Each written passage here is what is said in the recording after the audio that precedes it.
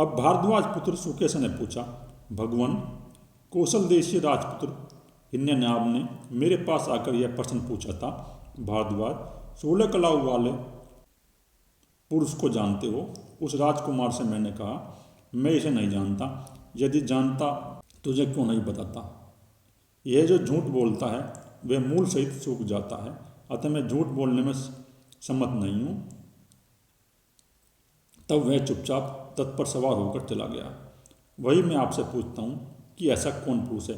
भारद्वाज पुत्र जी पूछ रहे हैं कि ऐसा कौन मनुष्य है भगवान जिसको 16 कला संपूर्ण है, जिसके अंदर ये 16 कलाएँ प्रकट हो गई है। तो एक बार मेरे से पूछा था किसी राजा ने, लेकिन मैंने मना कर दिया था क्योंकि मैं नहीं जानता, तो इसलिए मैं झूठ नहीं बोल सकता था।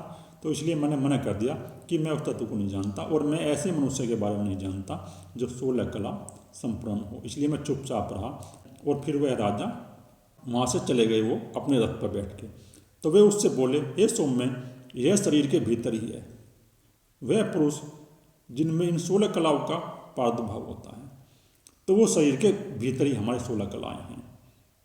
अब महर्षि बता रहे हैं कि ये जो 16 कलाएँ हैं ना, ये सब हमारे शरीर के भीतर ही है। जो अपनी चेतन शक्ति का विकास कर लेगा, जो अपने इन ग्रंथियों का भेदन कर लेगा, इन चक्रों का भेदन कर लेगा, तो उसी के अंदर धीरे धीरे ये 16 कलाएँ आ जाती हैं। उसने विचार किया, किसके उत्क्रमण करने से भी उत्क्रमण को प्राप्त होऊंगा और किसके स्थित होने पर भी मैं स्थित हो जाऊंगा। उसने प्राण का सृजन किया और फिर प्राण से श्रद्धा, आकाश, वायु, तेज, जल, पृथ्वी, इंद्रिय, मन और अन्न एवं अन्न से वीर्य, तप, मंत्र, कर्म और लोक तथा लोकों का नाम उत्पन्न किया है। जिस प्रकार समुद्र की ओर बढ़ती हुई नदियाँ समुद्र में पहुंचकर अस्त हो जाती है, उसके नाम रूप को नष्ट हो जाते हैं, फिर वे समुद्र कहकर ही पुकारी जाती हैं। इसी प्रकार सर्वद्रष्टा ये 16 कलाएँ जिनका वह पुरुष ही अधिष्ठान है, उस पुरुष को प्राप्त हो जाती हैं, उसमें लीन हो जाती हैं, उनके नाम रूप नष्ट हो जाते हैं और वे पुरुष कहकर ही पुकारी जाती हैं। ऐसा वह काल रहित और अमर है। इस प्रकार यह श्लोक है। तो जिस पुरुष के अंदर ये 16 कलाएँ प्रकट हो जाती है, तो वह नाम रूप को छोड़कर अपने उस परमपिता परमात्मा में विलीन हो जाता है।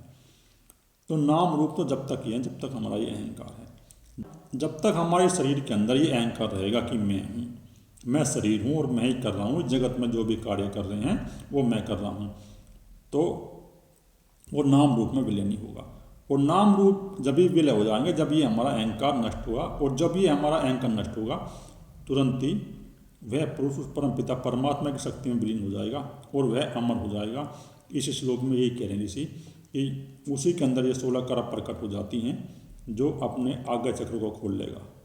जिस मनुष्य का आज्ञा चक्र खुल गया तो समझो उसके अंदर ये 16 कलाएँ प्रकट होगी, चाहे वो बाहर से प्रकट करे या ना प्रकट करे, परंतु उसके अंदर ये 16 कलाएँ प्रकट हो जाती हैं जिस मनुष्य का आज्ञा चक्र खुल जाता है। और जिसका आज्ञा चक्र खुल गया उसको निर्विकल्प समाधि उपलब्ध होगी, फिर वह अपने नाम रूप को छोड़कर उस परमपिता परमात्मा में विलीन हो जाएगा।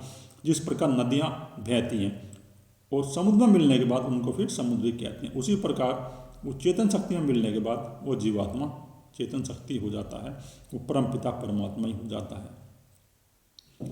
जिस प्रकार रथ की नाभि में आर्य स्थित होते हैं, उसी प्रकार ये सभी कलाएँ जिसमें प्रतिष्ठ हैं वह पुरुष जानना योग्य हैं, जिससे कि मृत्यु तुम्हें कष्ट नहीं पहुँचा सके। तो जिस प्रकार रथ की नाभि में आर्य स्थित होते हैं, तो रथ में अलग अलग जो पहिए हैं उसके अंदर अलग अलग आर्य बने हुए हैं और वो चलते हैं।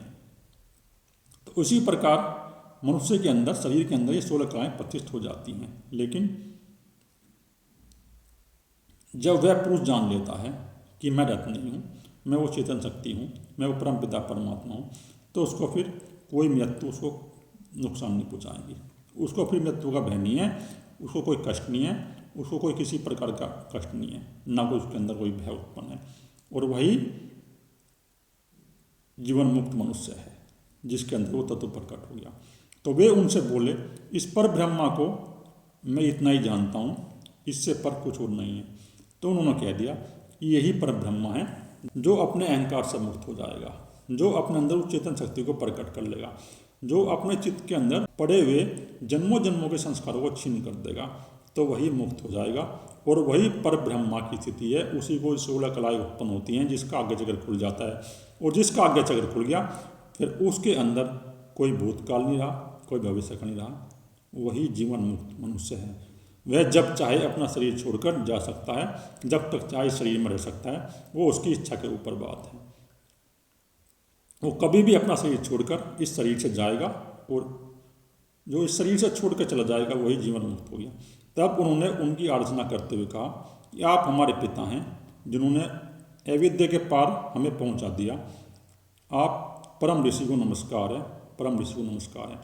तो फिर जो प्रश्न पूछने आए हुए थे, उन्होंने कहा कि हमारी सभी संख्याएँ नष्ट हो गई हैं, हमारे अंदर ये संख्याएँ सब नष्ट हो गई हैं, तो आपने भी हमें उस परम पिता परमात्मा ब्रह्मा के बारे में जता दिया है और हमें वहाँ पहुँचा दिया। आपको नमस्कार है, आपको परम नमस्कार है। तो ऋषि वही होते हैं जो किसी दूसरे मनुष्य को भी उस परम पिता परमात्मा का अनुभव करा दें, उसकी जिज्ञासा को शांत कर दे।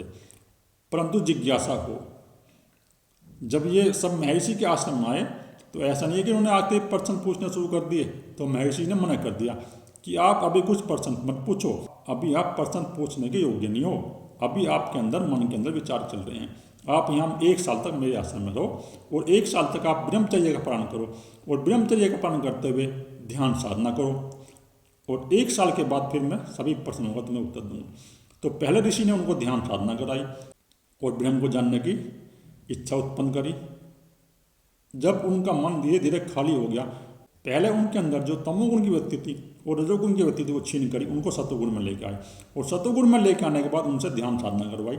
उसके बाद फिर उन्होंने प्रश्न पूछे, और प्रश्न पूछने के बाद फिर उन्होंने उस प्रश्नों का उत्तर दिया। जो महर्षि थे उन्होंने ऐसे ही उस प्रश्न का उत्तर नहीं दिया, क्योंकि उनको पता है जो अज्ञानी मनुष्य है ना, तो वो अज्ञानता के प्रश्न पूछेगा। क्योंकि जो अज्ञानी मनुष्य है थोड़ी सी किताब पढ़ लेगा, थोड़ा सा ध्यान कर लेगा, कहीं किसी को गुरु नहीं बनाएगा, ऐसे ही जो लगा रहेगा अंधे की दौड़ में, और उसके अंदर ही अहंकार प्रकट हो जाएगा। कोई ब्रह्मचर्य का पालन नहीं करेगा, तप नहीं करेगा, भोगों में डूबा रहेगा रात दिन, और सोचेगा कि मैं ब्रह्म को पालूं। तो ब्रह्म को ऐसे नहीं पा जाता है। ब्रह्म को तुम जब भी पाओगे जब तुम किसी ऐसे गुरु को चयन करोगे जिसके अंदर वो तत्व प्रकट है, और अपने अंदर सत्वगुण प्रकट कर लोगे, अपने अंदर वो ब्रह्म जिज्ञासा उत्पन्न कर लोगे, जब भी तुम उस ब्रह्म को जानोगे। अन्यथा तुम उस ब्रह्म को नहीं जान सकते, नहीं तो तुम्हारा पतन होगा ही है, और तुम्हारा जीवन नष्ट हो ही रहा है और हो जाएगा। तो पहले अपने अंदर सत्वगुण लेके आओ, और सत्वगुण लेके आके धीरे धीरे ध्यान का अभ्यास करो, और अभ्यास करके उस ज्योति को अपने अंदर प्रकट कर लो। जब आप उस ज्योति को प्रकट कर लोगे तो आप भी मुक्त हो जाओगे। कोई बड़ी बात नहीं है, बस प्रयास करने की बात है, बस एक संकल्प करने की बात है कि मैं उस तत्व को जान के रहूँगा। एक संकल्प करो, और संकल्प करके गिरो। आप गिरोगे बार बार, फिर चलो, फिर गिरोगे, फिर चलो, लेकिन चलते रहो, और अपने गुरु के सानिध्य में साधना करते रहो, तुम भी पार हो जाओगे। और ये मनुष्य जन्म जब भी सार्थक होगा जब हमारे अंदर वो तत्व प्रकट होगा, जब वो ज्योति प्रकट होगी, जब भी हमारा अहंकार नष्ट हो जाएगा। इस मनुष्य जन्म के रहते हुए हमारे अंदर वो ज्योति प्रकट नहीं हुई, तो हमारा अहंकार फिर कहीं ना कहीं किसी दूसरे शरीर में प्रकट हो जाएगा।